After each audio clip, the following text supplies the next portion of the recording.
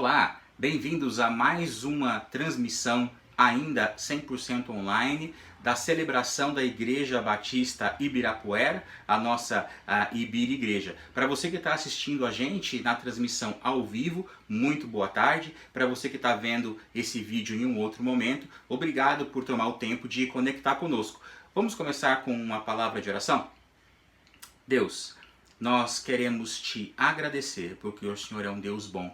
E que apesar de todas as circunstâncias, Pai, que tem nos rodeado, todas essas situações que nós temos passado, nós podemos contar com Tua proteção e com o Teu amor sobre nós. Nós queremos pedir agora em especial por esse tempo que nós vamos ter de conexão com a nossa comunidade, pedindo que o Senhor venha abençoar a cada um que está conectado conosco, quer seja pela música, quer seja pela palavra, Pai, que o Senhor possa estar com cada um e abençoar esse tempo que nós temos juntos. É o que nós te pedimos, em nome do Senhor Jesus.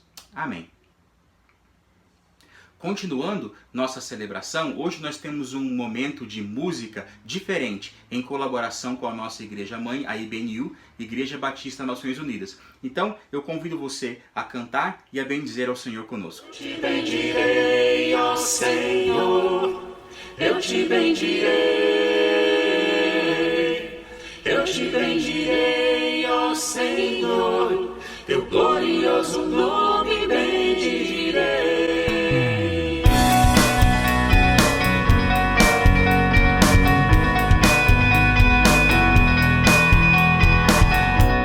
Eu te bendirei, por tuas bênçãos eu provar, o teu rio me sacia, eu te bendirei. Eu te bendirei.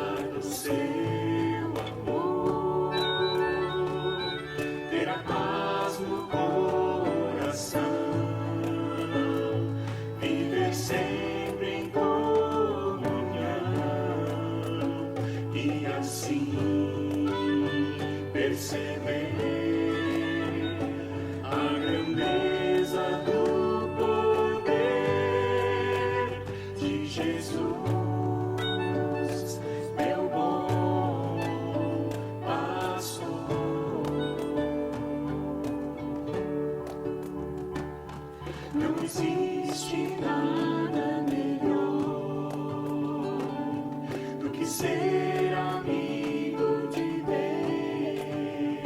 Deus, caminhar seguro na luz, desfrutar do seu amor, ter a paz no coração,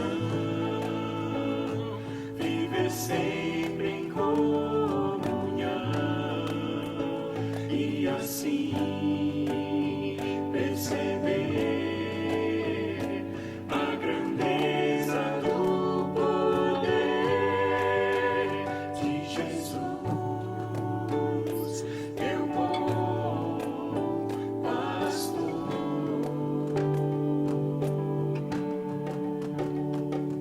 Ter a paz no coração,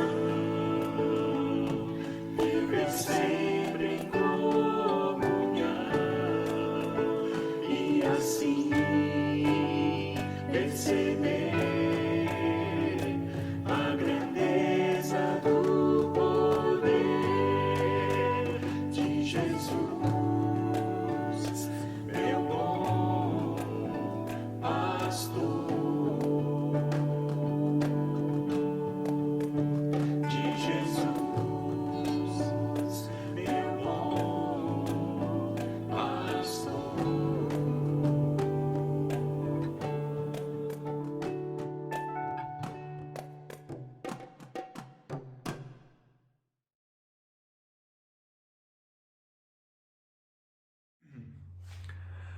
Olá, muito boa tarde a todos, sejam mais uma vez muito bem-vindos à nossa Ibira, Igreja Batista Ibirapuera, a mais uma celebração online. Agora, ao invés de contar a quantas celebrações já estamos online, vamos contar e contabilizar como se agora está sendo uma a menos para podermos nos encontrar presencialmente novamente. Espero que em breve isso possa ocorrer. Antes de entrarmos aí no nosso bate-papo, queria fazer aqui apenas 3 avisos institucionais. O primeiro aqui, na equipe de música, ali nos ajudou no tempo de março e abril, em fevereiro também, comandando a equipe de música, e a partir de agora, de maio, a gente entende que pode assumir interinamente o Paulo Nogueira nesse tempo. Isso não é efetivo porque a gente ainda não fez uma assembleia para efetivar isso, mas a gente agradece a Deus pela vida dali, pelo apoio que ela continua nos dando na área da música, e também a vida do Paulo, que assumirá essa área da Ibira. Agora mais 2, ao final, após essa nossa reflexão hoje, o Tarcísio, que é o primeiro secretário, o primeiro tesoureiro da Ibira, fará um relatório financeiro apresentando aí como estão as nossas entradas, as nossas saídas. Então, preste atenção nesse relatório, e você que é membro da Ibira, tem alguma dúvida sobre este assunto, pode conversar com o Paulo, com o Tarcísio, para ele esclarecer eventuais dúvidas. E por fim, ainda nesse mês aqui de maio, nós iniciaremos o apoio a 3 ou 4 ou 2, ainda não sabemos quantos, missionários ou eventualmente aí a pessoas que estejam iniciando igrejas em São Paulo ou no mundo. Então, nós pedimos a você que tem condições de contribuir, que o faça com generosidade, reconhecendo que é Deus quem tem nos dado o nosso sustento, para que nós possamos, juntos como igreja, expandir o Evangelho e fazer conhecido o nome de Jesus Cristo ao maior número de pessoas possíveis. Essa é a razão de existência aí da nossa igreja, da nossa Ibira. Mas, avisos feitos, vamos lá conversar sobre a nossa reflexão desta noite dentro do nosso tema macro, surpreendendo na crise. Semana passada nós olhamos sobre a perspectiva de vida na crise, olhando para o passado, olhando para o presente. Hoje nós olharemos para o futuro sob o tema Viver sem medo do futuro. Vamos lá. Pois bem, Para viver sem medo do futuro, talvez você ache que é necessário haver vida, liberdade, o direito à propriedade, o direito de ir e vir. Talvez seja necessário para viver sem medo do futuro, ter uma previsibilidade financeira, ter um trabalho, ter saúde, ter um controle da situação. Essa seria talvez uma postura aí um pouco mais conservadora, vamos dizer assim. Ou então talvez você julgue que seja necessário viver de uma maneira aventureira, cheia de surpresas a vida, com inesperados acontecendo, sem controle da situação, do tipo, deixa a vida me levar, vida leva eu. Ou então talvez você seja alguém um pouco mais equilibrado e fale, Betinho, peraí, não é nem lá nem cá. Um meio termo, um equilíbrio dessas duas opções talvez seja a chave para viver a vida sem medo do futuro, uma opção intermediária aí. Será mesmo isso? Será que alguma dessas três é a opção real? Vamos ver aí o que a Bíblia nos diz sobre como viver sem medo do futuro, mas não sem antes orarmos, pedirmos a direção de Deus. Então, convido você que está provavelmente aí em casa, nos assistindo, participando junto conosco desta celebração, convido a baixar a sua cabeça, a fechar os seus olhos, para que juntos possamos fazer uma oração, pedindo a direção de Deus neste finalzinho de tarde. Pai querido, nos colocamos diante de Ti, novamente, submissos à Tua palavra, submissos à Tua verdade. Ajude-nos a entender como podemos viver sem medo do futuro. Fale aos nossos corações, ó Pai. Fale comigo, fale com cada amigo, cada conhecido, eventualmente alguém que não conheço, que está nos ouvindo, participando conosco nesta celebração, neste final de tarde. Que o Teu Santo Espírito tenha liberdade, tenha autoridade para falar conosco, Pai. Quebranta os nossos corações, tira de nós a dureza do nosso coração, tira de nós a vã pretensão de que podemos controlar alguma coisa. Ajude-nos a vermos como podemos viver sem medo do futuro. Fala conosco, Senhor, por favor. Esse é o pedido do nosso coração, no nome precioso de Jesus, por quem oramos. Amém. Amém. Vamos lá. Bom, na semana passada, quando vimos a perspectiva de vida do passado, compreendemos que ela era uma perspectiva de vida sem ressentimentos, sem tristezas, e quando olhamos para o presente, nós vimos que Paulo tinha uma alegria em viver o presente. Agora vamos aprender, vamos entender, compreender como podemos viver olhando para o futuro. E para isso, convido a abrir a sua Bíblia em Filipenses, capítulo 1, na sequência do texto que vimos semana passada, a partir do versículo 19. Hoje leremos apenas 3 versículos, vai ser rapidinho, pelo menos a leitura, vai. A partir do versículo 19 diz assim: pois sei que o que me aconteceu resultará, olha o verbo no futuro aí, em minha libertação, graças às orações de vocês e ao auxílio do Espírito de Jesus Cristo. Aguardo ansiosamente e espero que em nada serei envergonhado, ao contrário, com toda a determinação de sempre. Também agora Cristo será engrandecido em meu corpo, quer pela vida, quer pela morte. E fechando aqui com o versículo 21, porque para mim o viver é Cristo e o morrer é lucro. Esses 3 versículos guardam para nós aqui 3 aspectos de como viver sem medo do futuro: a certeza, a expectativa e a esperança. Vamos começar aqui com a certeza. Olha só como Paulo começa o versículo 19. Pois sei, estou certo, tenho convicção, tenho confiança. Eu não estou falando aqui algo de achismo, talvez uma elucubração. Não, Paulo estava certo. Eu tenho certeza que o quê? Que o que me aconteceu. E olha, só para relembrar rapidamente, bem breve aqui, o que a gente viu semana passada. O que aconteceu com Paulo? Ele havia sido chicoteado, havia sido preso, estava algemado quando escrevera esta carta. Isso é o que aconteceu com Paulo. Se você quer saber um pouquinho mais de detalhes do que aconteceu com ele, de uma forma mais abrangente, ouça aí a nossa celebração, a nossa reflexão de domingo passado, que a gente comentou um pouquinho mais sobre isso. E aí ele diz, pois sei que o que me aconteceu, o verbo, né, resultará no futuro. Como Paulo enfrentará o futuro? Será que é temeroso, com medo? Como que ele vai enfrentar esse futuro? O que vai acontecer? Ele responde isso com convicção, com certeza, com fé.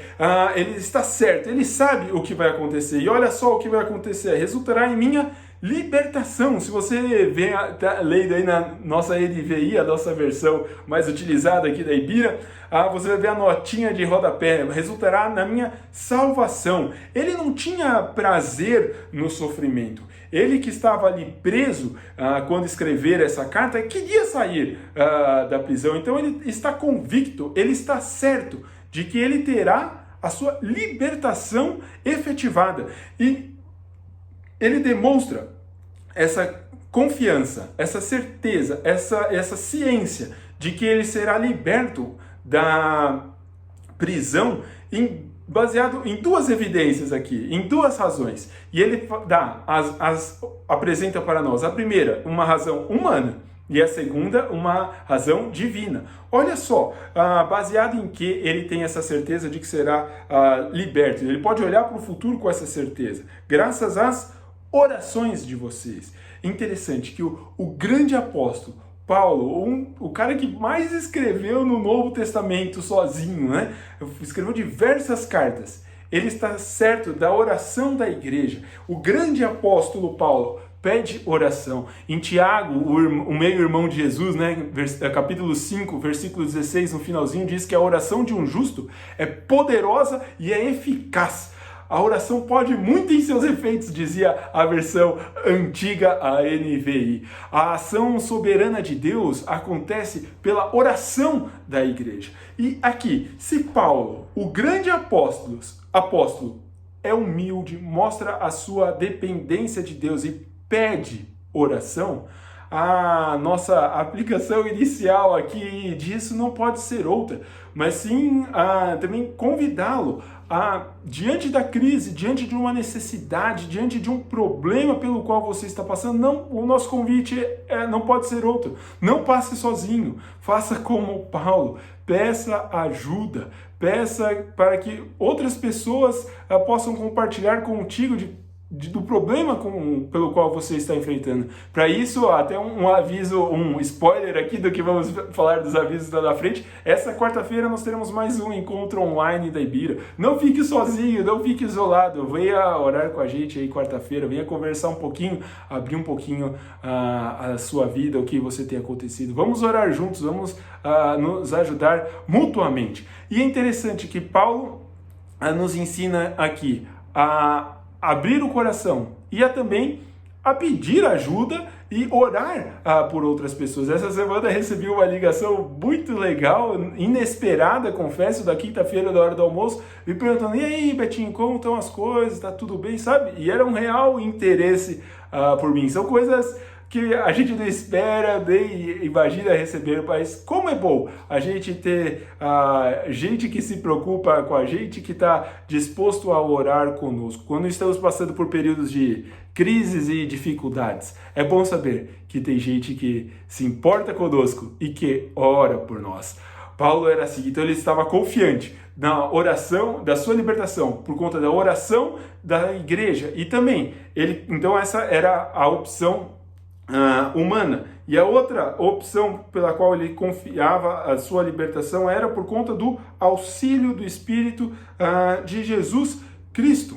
A oração humana e o agir soberano de Deus, eles não são coisas mutuamente excludentes, mas elas sim são includentes, elas caminham juntas. Muitas vezes a ação do Espírito Santo vem como uma resposta à oração da igreja. Talvez você esteja se perguntando aí: Betinho, o que esse negócio de Espírito Santo que você está falando? Lembro-me de quando tinha cabelo, do começo da década de 2000, comendo um hot dog na faculdade. Um amigo meu, Pedrinho, me perguntou, ele era de Barretos, ele falou: Alberto, o que é esse negócio aí do Espírito Santo, né? E lembro-me que compartilhei um pouquinho com ele a época ali sobre o que era o Espírito Santo. O Espírito Santo é a terceira pessoa... Ixi, é complicado. Vamos lá, é a terceira pessoa da Trindade. Deus é 3 em 1. É Deus Pai, Deus Filho e Deus Espírito Santo. Eles são iguais. Cada um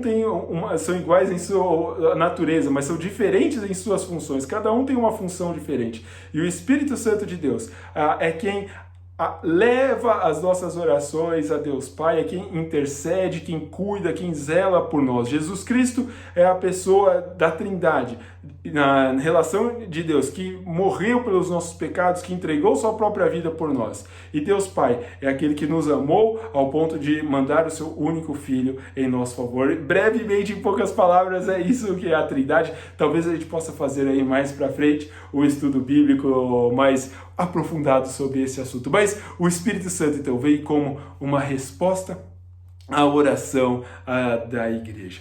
E Paulo aqui, ele tinha, além dessa certeza de ser liberto, de que algo aconteceria por meio da oração, por meio da ação do Espírito Santo, ele tinha uma expectativa. Olha só o que a gente pode ler aqui no versículo 20.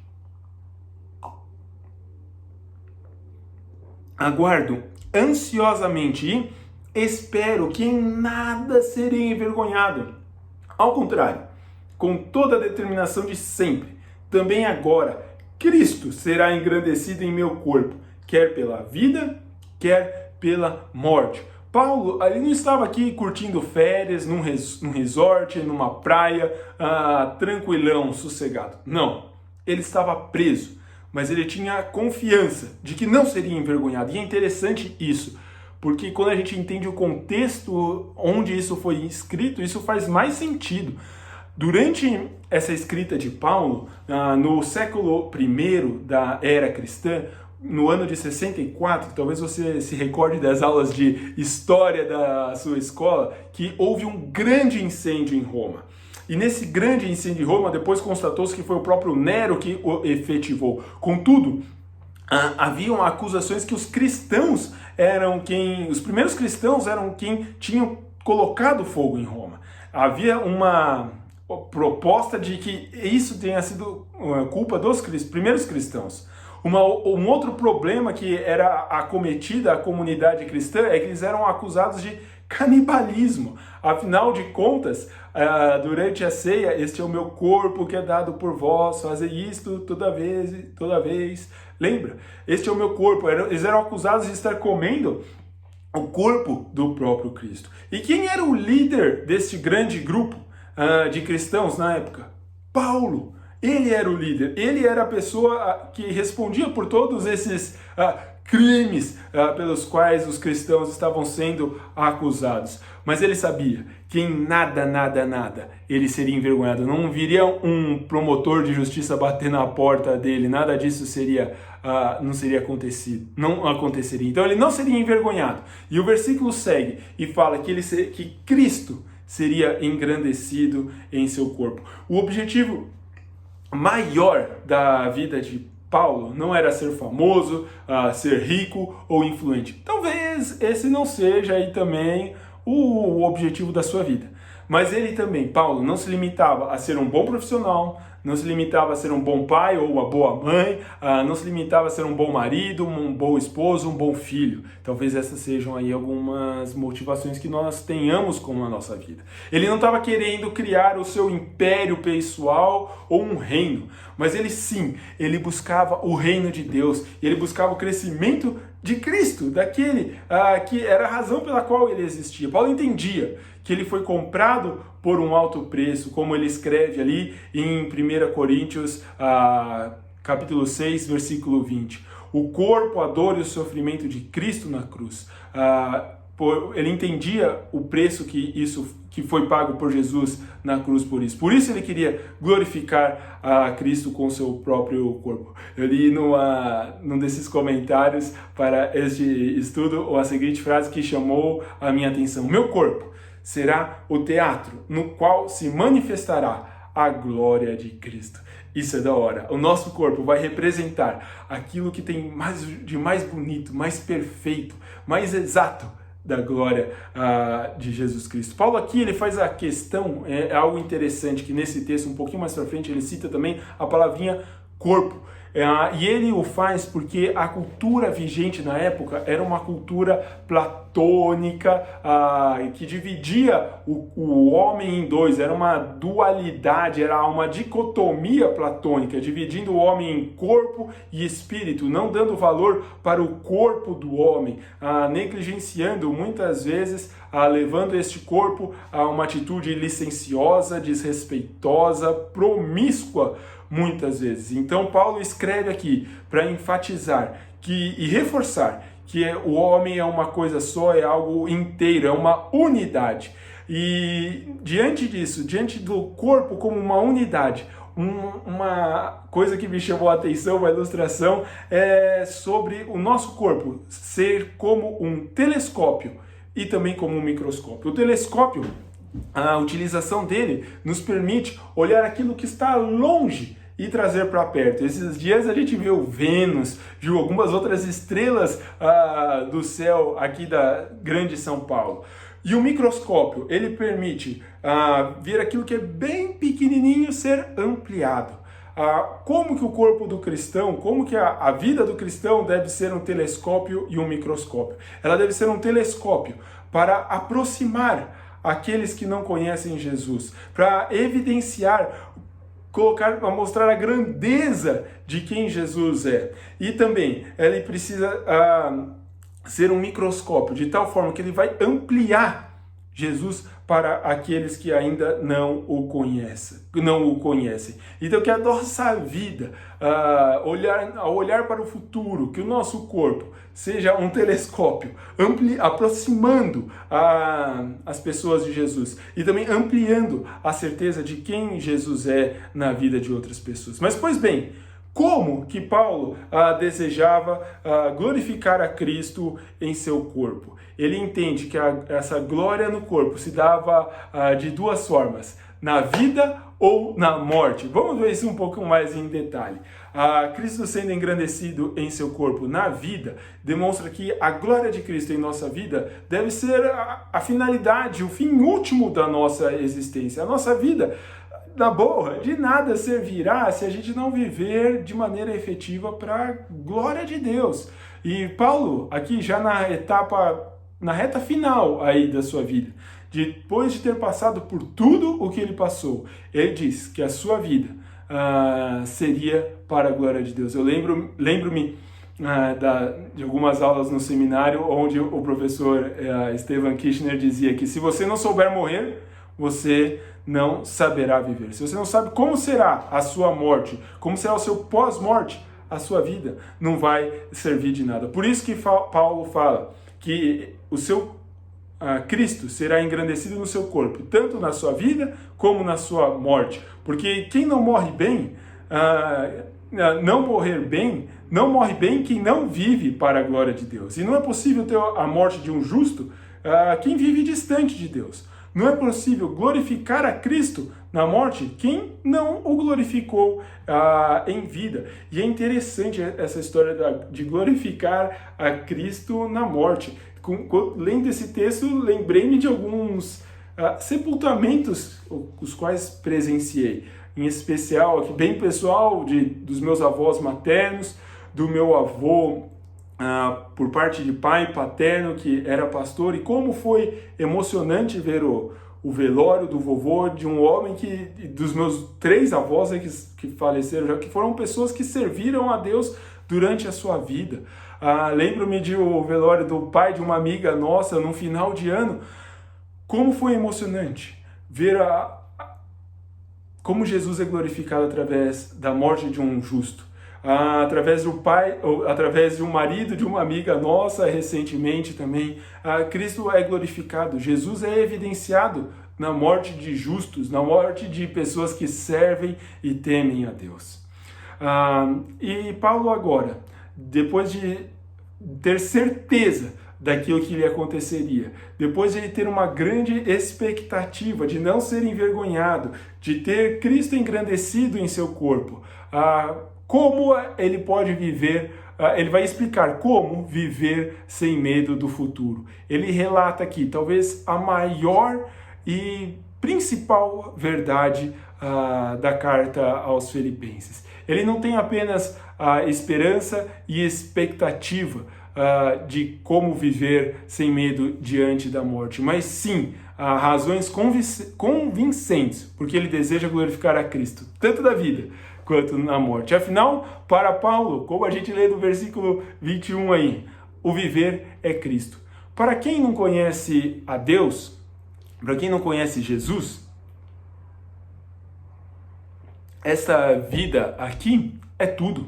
Por isso, tenta-se ser feliz ser feliz aqui, entre aspas, a todo custo, com o que se tem ou com o que se tenta ter. Dinheiro, sexo, poder, popularidade, prazeres, prestígio, seguidores, curtidas, likes. Mas essa é uma busca desenfreada, e desculpe minha sinceridade, desgraçada, porque ela nunca vai ser alcançada. É como dizia a música, em outro contexto, mas aqui aplica-se também, a tentar viver uma vida sem Cristo é como um avião sem asa, fogueira sem brasa, futebol sem bola ou pipiu sem frajola. Deus pôs no coração do homem a eternidade, e é impossível as coisas temporais e terrenas satisfazerem esse vazio existencial que está cometido à existência humana, à vida humana.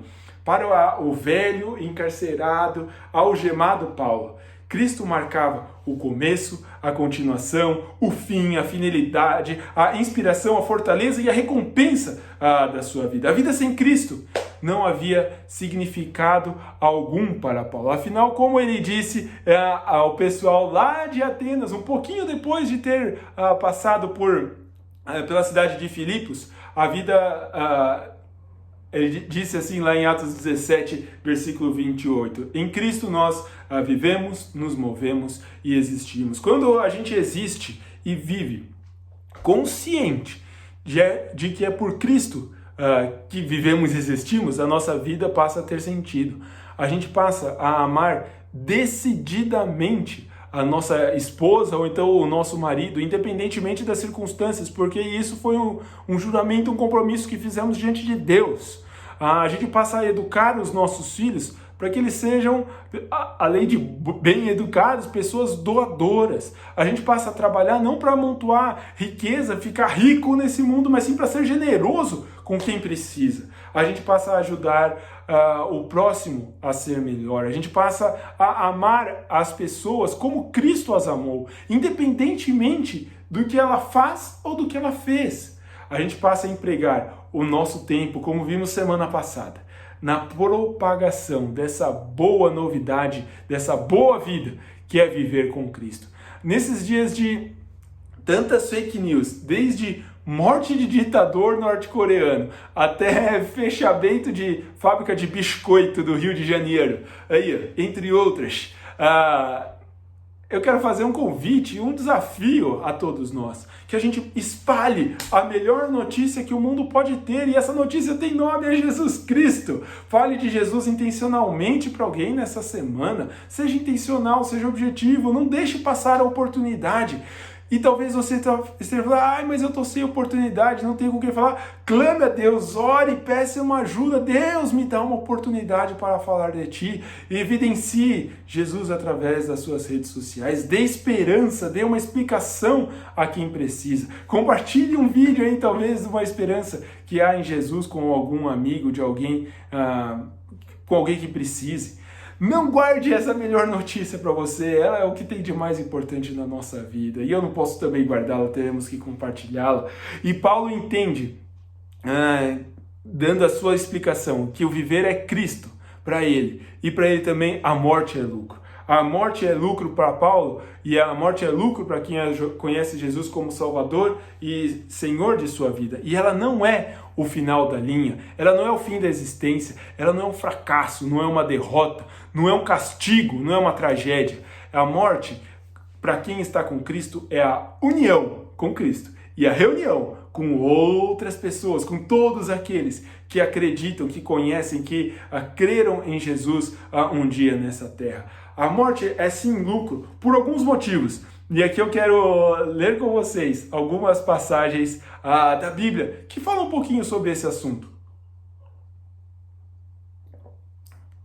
A morte, ela é um lucro, porque ela é um descanso de um trabalho pesado. Olha só o que está escrito em Apocalipse 14, versículo 13. E ouvi uma voz que vinha do céu dizendo: escreva isso, felizes os que de agora em diante morreram no Senhor. Sim, diz o Espírito, eles são verdadeiramente felizes, pois descansarão de seu trabalho árduo, porque suas boas obras os acompanharão. A vida aqui está cheia de cansaço, sofrimento, de dor, especialmente nestes dias em que vivemos isolados socialmente. Conversando com alguns amigos, eles dizem que estão trabalhando mais do que quando iam para os seus escritórios, para os seus locais de trabalho. A gente cansa-se e realmente às vezes o trabalho cansa às vezes, mas quando morrermos, a gente vai ter um descanso do nosso trabalho árduo, inefável. Vai ser algo que a gente não consegue imaginar. Após a morte, isso vai ser uma boa. Após a morte, o morrer é lucro, porque isso nos gera um aperfeiçoamento. Olha só o que diz Hebreus 12, versículo 23. A igreja dos primogênitos, cujos nomes estão escritos nos céus. Vocês chegarão a Deus, juiz de todos os homens, e aos espíritos dos justos aperfeiçoados. O morrer é lucro porque ele é um aperfeiçoamento, ele não é um downgrade, ele é um upgrade, não é uma decadência, mas assim um crescimento, um aperfeiçoamento. A morte é lucro porque é ir morar no paraíso. Jesus, em Lucas 23, 43, diz assim, Jesus lhe respondeu, eu lhe garanto, hoje você estará comigo no paraíso. Sabe quando Jesus disse isso? Jesus estava na cruz, ele estava sendo crucificado, atrás dele tinha um zombando, salve a si mesmo, o rei dos judeus. O outro, do outro lado, reconhece que ele era o Senhor dos senhores, o rei dos reis, e fala, Senhor, o que devo fazer para entrar no paraíso? Né? Ele fala, crê em mim, e ainda hoje você estará comigo no paraíso. Jesus, no seu pior momento de vida, na cruz, sofrendo, padecendo, com dor, angústia, sofrimento, o que ele fez? Fez aquilo que mais importa na minha e na sua vida, compartilhar quem é Jesus, compartilhar o Evangelho. Jesus, no seu momento de maior dor, compartilhou o Evangelho. Ainda hoje estarás comigo no paraíso. A morte é lucro, porque a gente vai entrar num paraíso, entrar no céu. A morte é lucro, porque ela é o final da tristeza, é o final da dor. O grande texto de Apocalipse 21, depois você pode ler esse texto inteiro com calma, mas em especial o versículo 4 diz assim, ele enxugará dos seus olhos toda lágrima.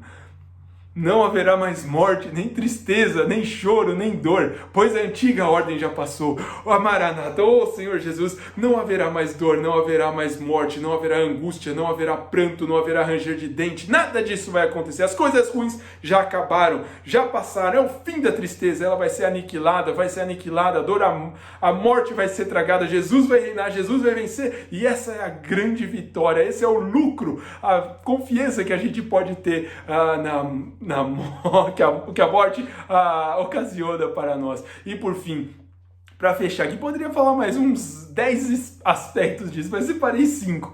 A morte é lucro, porque a gente volta para o nosso estágio original de fábrica, a gente volta para a nossa programação inicial. Olha só o que fala Eclesiastes 12, 7. No finalzinho, o grande pregador, o grande sábio ali, fala o seguinte, o pó volte à terra de onde veio, e o espírito, o nefesh, aquilo que é a razão da existência, o fôlego de vida, volte a Deus que o deu. Quem dá a vida ao homem é Deus. E para onde o homem deve voltar? Para Deus. Desde o Éden, desde o jardim, desde o começo, o homem estava buscando alguma coisa melhor do que viver com Deus. Ele vacilou, caiu, e aliás, depois Deus vem em busca do homem. E aí agora aqui aquilo que eles tinham de mais precioso, a conexão direta, vai ser restaurada. O plano original vai ser restabelecido. O homem vai voltar a andar junto com Deus. Nada, nada, nada pode nos separar do amor de Deus. Diz lá Romanos 8:38. A morte é a nossa plena união com o nosso Deus Criador. A gente pode olhar para a vida, para o futuro, sem medo, a partir da certeza de sabermos o que Jesus fez por nós, a partir da expectativa de não ser envergonhado, de ser engrandecido no nosso corpo, e a partir dessa explicação de que a vida com Cristo é muito boa e melhor ainda há de ser a morte. Uau! A gente começou a nossa reflexão de hoje falando sobre duas posturas de vida diante do futuro. Uma talvez aí mais conservadora, onde se quer ter tudo sob controle. E uma outra aí talvez mais livre, leve e solta, e onde não se faz questão de ter nada sob controle, mas sim deixando a vida ser levada.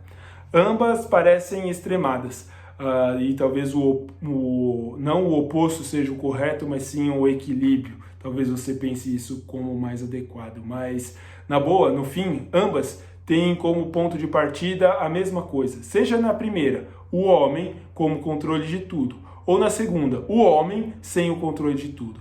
O ponto de partida dessas duas opções de vida é antropológico, é humano. Após essa reflexão de hoje, eu espero que você tenha entendido qual deve ser o ponto de partida, a origem para viver sem medo do futuro, que não é na sua riqueza ou na sua incerteza, mas sim considerando a vida a partir da perspectiva de Cristo, uma perspectiva cristológica, com Cristo Jesus sendo o paradigma, a fonte de vida no presente e no futuro. Visite o seu passado, visite aí o presente, o que tem acontecido na sua vida, faça uma avaliação de como você está enxergando a vida. Você tem encarado-a a partir do quê? Dos seus próprios esforços, dos esforços dos seus governantes? Você tem dado mais atenção às notícias de Bolsonaro, João Dória, Bruno Covas, Paulo Guedes? A partir do que você tem vivido, você tem esperado o futuro? A partir do que? Eu convido nesse final de tarde a entregar a sua vida a Jesus por inteiro. Não só um pedacinho, mas toda a sua existência. Entendendo que o viver é Cristo, que é para ajudar, que é para cooperar, é para fazer o próximo ter uma vida melhor. E se morrer, a certeza é maravilhosa, porque a gente vai estar com Cristo e desfrutar de uma realidade plena de alegria, ânimo, deleite e uma paz verdadeira. Tenha certeza, esteja certo da sua libertação e salvação em Jesus. Viva na expectativa de não ser envergonhado, que Cristo seja evidenciado no seu corpo, na sua vida, no seu dia a dia e na sua morte, explicando aos quatro cantos do mundo que o viver é Cristo, mas o morrer, uau, é um lucro muito maior. Que Deus nos abençoe, que Deus nos dê da sua graça para que a gente possa viver dessa forma. Uma boa semana e até a semana que vem.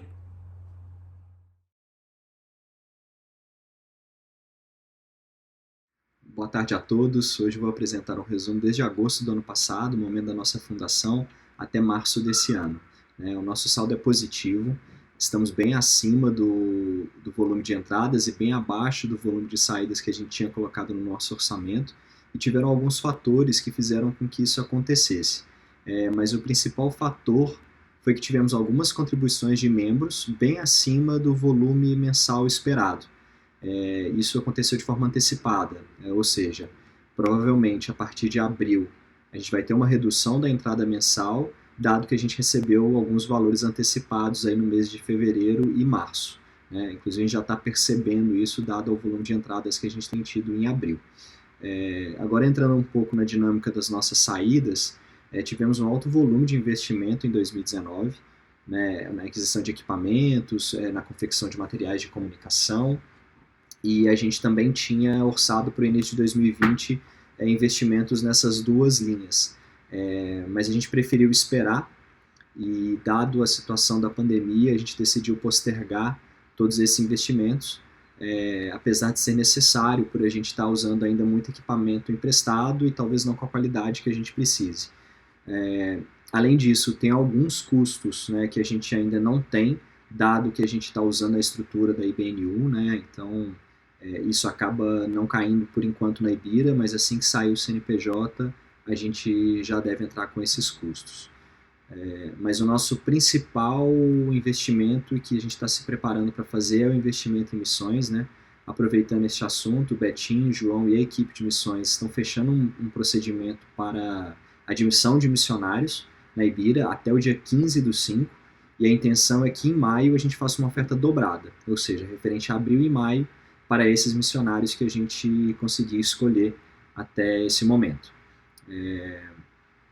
Para abril, a gente está, como eu já disse, a gente está com uma entrada abaixo do esperado, porém, a gente vai ter também um menor mês de saídas, dado a negociação que a gente conseguiu fazer no hotel, mas mantemos sim o pagamento da mão de obra terceirizada, mesmo com as celebrações online. Nesse gráfico, a gente consegue acompanhar o alto investimento que tivemos nos 3 primeiros meses e a redução a partir de novembro. E podemos ver também o aumento relevante das entradas, né, nos meses de fevereiro e março, como eu já tinha explicado. Aqui a gente consegue ver o comportamento das entradas e das saídas mês a mês com relação ao orçamento. E vocês podem reparar que no caso de entradas a gente está 180% em média aí de janeiro, fevereiro e março acima do nosso orçado, e no caso de saídas estamos rodando na faixa de 57% das saídas de acordo com o que a gente tinha orçado. Para finalizar, a Ibira não tem intenção nenhuma de acumular recurso. E lembrando que hoje todos somos voluntários e todo recurso é e será destinado para a expansão do reino, com a evangelização de São Paulo, Brasil e do mundo. Mesmo assim, a gente conseguiu fazer uma importante reserva de emergência para a Ibira, né, para a gente fazer a manutenção das nossas atividades sem se preocupar, e estamos prontos para investir em equipamentos e principalmente em missões.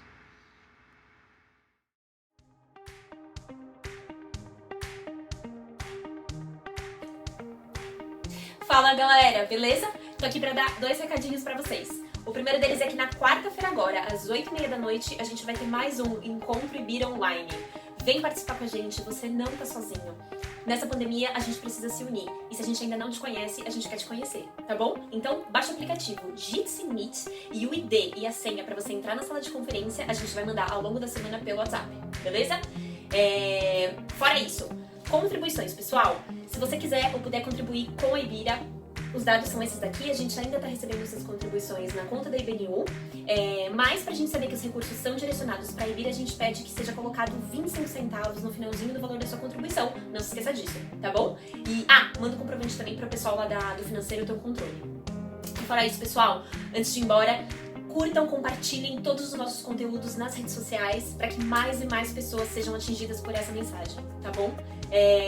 Se você também quiser mandar para alguém ou se quiser rever qualquer uma das celebrações, elas estão disponíveis aqui no YouTube e nos agregadores de podcast. Beleza? Boa semana para vocês, pessoal!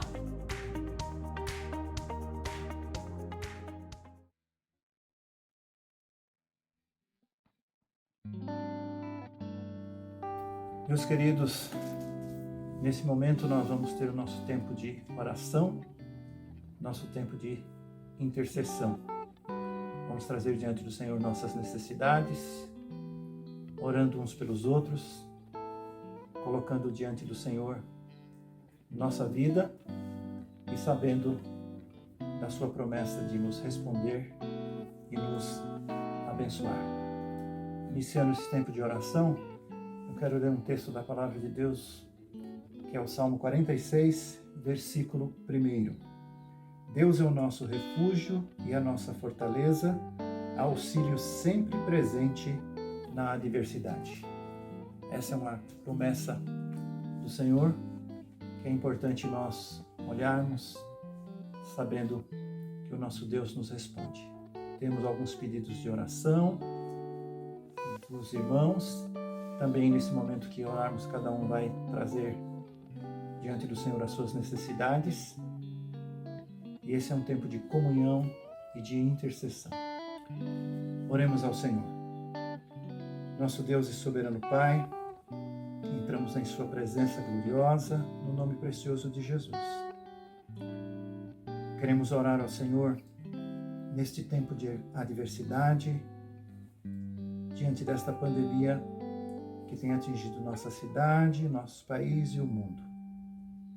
Pedindo que o Senhor, neste tempo, manifeste a sua graça. Mesmo diante da adversidade, sabemos que o Senhor é o nosso socorro e que o Senhor manifesta o seu amor e graça.